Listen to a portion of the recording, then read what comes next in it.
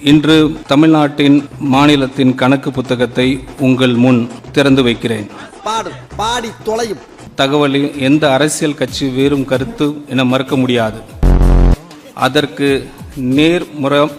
நேர்முறையாக செயல்பட்டது. விரைவாக சீரமைப்பது, எந்தவித நிதி ஒருங்கிணையும் இல்லை. இது ரொம்ப முக்கியமான ஸ்லைடு.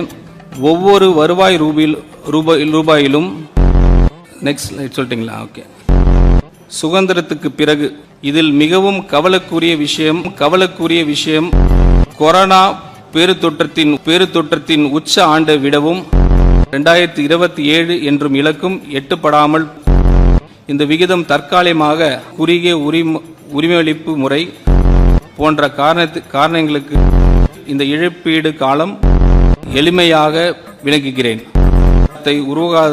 உருவாக்குவதற்கு இது ஒப்பிடும் மாநிலங்கள்.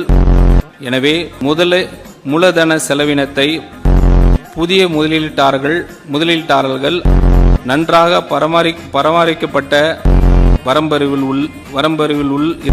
மிக உயர்ந்தமான கட்டண நிச்சயம் அடைந்து விடுவோம். இந்த கடனை நிச்சயம் அடைந்து விடுவோம் என்று அலாரம் வைத்துவிட்டு இன்னைக்கு தலைமை செய்திகளில் உச்ச நீதிமன்றம் இப்போது முழு படத்தையும் ஒரு சேரா பார்ப்போம்.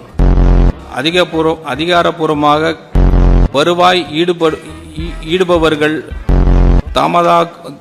ஒவ்வொரு ஆண்டும் சொல்ல வந்த மாநிலமாக செல்வந்த மாநிலமாக மாறுவது மின்துறையின் நிதி இடைவெளி நுகர்பொருள் வணிக கழகத்தின் கடன் பெருமைக்குரிய அந்த பாரம்பரியம் தொடரும். பராமரிக்காமல் சிதைய விடுகிறது.